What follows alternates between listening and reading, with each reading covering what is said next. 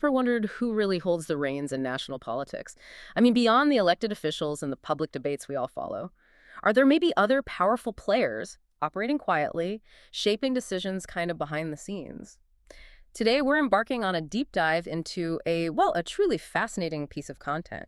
It makes some pretty startling claims about influence, money, and these unseen forces apparently at play in Dutch governance. Yeah, we'll be unpacking a specific, quite provocative perspective. It's drawn from a YouTube video transcript by Marianne Zwagerman, titled Die staatsgreep door Oxfam, NGOs regeren Nederland, met ons belastinggeld.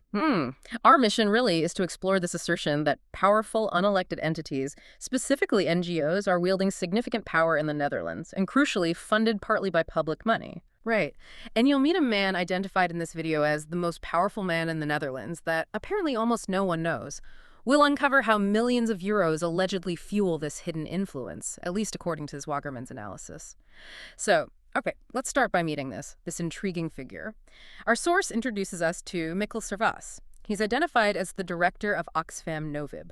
Now, you'd think the director of an organization like that, with national and international reach, would be, well, pretty widely recognized, wouldn't you? It's a compelling starting point, isn't it? Zwagerman makes this really striking claim. Despite his alleged power, Servaas is largely unknown to the general public. She suggests, if you were to ask 20 people on the street, literally no one would recognize his name. Yet, he's presented as the very embodiment of a hidden power broker in the Netherlands. It immediately frames this central idea that real influence can... And the video posits that Servaas, who apparently once served as a member of parliament for the Labour Party, a significant center-left party in the Netherlands, he realized he could actually exert far greater influence from what the video calls a side position, like within an organization like Oxfam Novib. The argument presented is that he successfully leveraged this new path. He found a more effective route to shaping policy than through, traditional elected office. It really makes you consider these alternative avenues of power in a democracy. That's a fascinating insight into political strategy, yeah. Yeah. It suggests that formal positions aren't always the most potent. So if Servaas truly wields this kind of hidden power, what specific type of influence does Zwagerman's analysis claim Oxfam Novib exerted? I mean, does it go beyond just typical lobbying efforts? Oh, absolutely. According to the video, their influence was far from subtle. It alleges Oxfam Novib was instrumental in the fall of not one, but two Dutch cabinets. Two. Wow. Yeah. So this isn't just about shaping policy. The claim is it's about directly impacting government stability. And the recent cabinet's collapse is directly linked in this source to Minister Casper Veldkamp's actions concerning proposed anti-Israel measures in Europe. Okay, so to understand the full scope of this alleged influence, Zwagerman details a crucial red line campaign. She contends this was orchestrated directly by Oxfam Novib. This campaign involved mobilizing people to the Malieveld, that's a prominent public square in The Hague, often used for demonstrations, to exert pressure for a red line to be drawn against Israel. The video explicitly states Oxfam Novib devised the red line concept and orchestrated this campaign, successfully mobilizing public sentiment. Right. And what's particularly insightful here, according to the analysis, is how strategically targeted this campaign apparently was. It indicates Oxfam Novib identified the NSC, the National Social Council, as the weakest link within the government coalition at the time.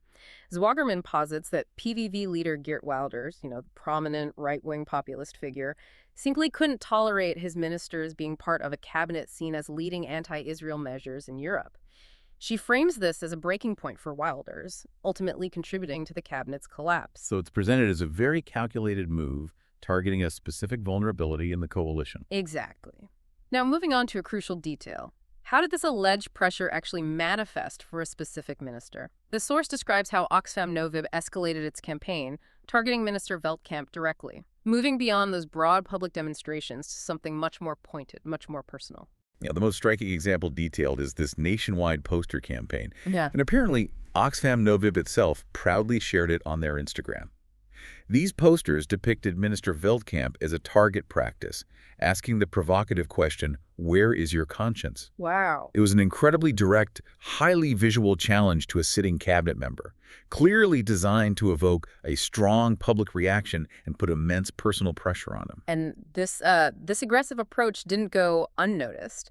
The video highlights a public reaction from the Secretary of State for Defense, Gijs Tuinman, from the BBB party, that's the Farmer Citizen Movement. Tuinman condemned the poster on his personal LinkedIn. He called it totally irresponsible to depict an elected representative like that as a target practice. Mm. Zwagerman asserts that Veldkamp was already in what she terms conscience distress since May, and this poster campaign was the final push. The final push that led to the cabinet's downfall, again for a second time. It suggests a very direct, very dramatic link between this specific public pressure campaign and a major political outcome. Which brings us to a really fundamental question. How does an NGO achieve such profound influence? How do they run these high-impact nationwide campaigns? We're talking organizing protests, a controversial poster blitz. Yeah. Where does that capability come from? The analysis delves into Oxfam Novib's significant financial muscle. Right. According to Zwagerman, Oxfam Novib commands an astounding 173 million annually just to spend in the Netherlands. 173 million euros. Yeah, it's a staggering figure. The video vividly compares this budget to those of large multinationals launching new products. It allows them, the video argues, to hire the best strategists and execute campaigns with real professional precision. It certainly makes you think about the strategic resources potentially available to an organization like that. And what's truly illuminating here, according to the source, is the origin of this money. Okay, some comes from private donations, and the source acknowledges that's made easier when you have such a large existing budget anyway. But a significant portion comprises public or quasi-public funds. Specifically, the video breaks it down.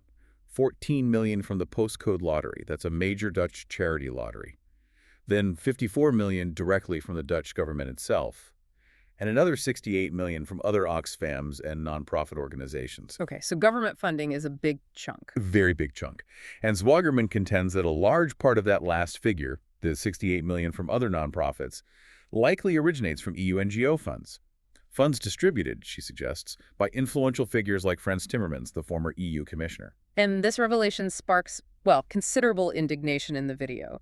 Zwagerman expresses strong frustration that taxpayer money, flowing through these various channels, effectively funds organizations that then, in her view, turn around and push over the Dutch government. It's presented as a paradox. Exactly. The core of her argument is this perceived paradox.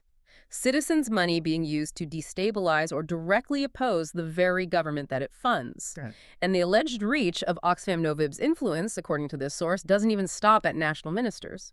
The analysis claims their campaigns extend down to influencing local governments, too, suggesting a much broader, almost grassroots approach to their alleged power. Yeah, the video describes Oxfam Novib reportedly targeting municipalities, urging them to take action on foreign policy issues. Zwagerman argues pretty forcefully that this is inappropriate.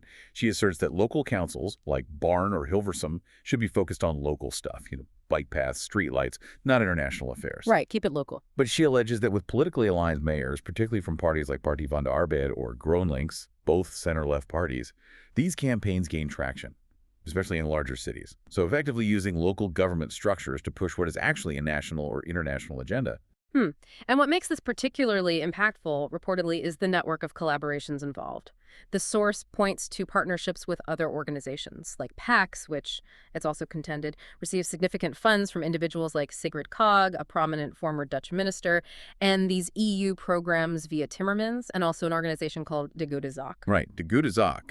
It's described in the video as basically a PR agency. Its director, Jurien Vanderburg, is, according to the video, frequently presented in mainstream media, specifically mentioning NPO Radio 1 and BNR, major Dutch broadcasters, as an independent expert on political strategy. Yes. Yet, Zwagerman claims he's a wolf in sheep's clothing, essentially promoting specific political viewpoints rather than offering objective analysis. Which, raises a critical question about the perceived versus actual independence of voices in our public discourse. And Zwagerman makes a similar point about Sandra Flippen, who's the chief economist at ABN AMRO Bank. She's often presented as independent, but Zwagerman claims she's actually a D66 list pusher, D66 being a socially liberal progressive party. The overarching argument here is that these are examples of what she calls a manipulation society, where seemingly objective expert voices are, in fact, deeply politically aligned, subtly shaping public opinion under this guise of neutrality. It really makes you reconsider whose perspectives you're absorbing, doesn't it? It does. And when we look at the broader information landscape, a really significant observation from this analysis is the perceived scarcity of critical scrutiny about this kind of NGO influence in the mainstream media. It suggests a potential systemic issue where maybe certain narratives get amplified while others, they get overlooked. Indeed. Zwagerman notes that this specific analysis about Oxfam Novib's alleged powerful role was largely absent from prominent Dutch talk shows. Water de Winter's column was mentioned as a rare exception. It highlights what she perceives as a lack of comprehensive reporting on these alleged hidden power structures in, traditional media outlets. And what's truly fascinating here, and quite alarming according to the source, is the assertion that this influence extends even deeper than public campaigns and media narratives. Zwagerman mentions reports, again from Water de Winter's column, that at the Ministry of Foreign Affairs itself, civil servants were reportedly demonstrating against their own minister, Veldkamp, during their lunch breaks. Wow, internal demonstrations. Yeah, she further alleges that internally civil servants even threatened the minister, told him to change his course, or he would be actively opposed from within. This implies, if true, a significant internal resistance within government bodies themselves, which would obviously complicate the decision-making process for elected officials enormously. Which leads Zwagerman to a powerful and frankly pretty stark conclusion, that the Netherlands is, in her words, governed by NGOs and civil servants, rather than purely by its elected officials. She laments that these influential figures, the NGO directors, and the potentially resistant civil servants, aren't reflected in public opinion polls, implying this profound disconnect between perceived power and actual power, suggesting that the true rulers aren't always the ones citizens actually vote for. Which naturally raises an important question for us to consider. Why isn't this perspective more widely discussed, if it's potentially so fundamental to how the country is run, as Zwagerman argues? She contends that objective news isn't really sought after anymore, but rather people seek news that aligns with their existing worldviews, suggesting a shift, maybe, in both media consumption and production away from pure neutrality. Yeah, Zwagerman's analysis argues that official narratives, whether it's on climate, the corona pandemic, or the Israel-Gaza conflict, often dominate the discourse. She suggests that public opinion, citing that example of 44% of Dutch citizens supporting action against Israel, is heavily shaped by being, quote, continuously bombarded with one side of the story. Fueled, she argues, by these well-funded NGO campaigns.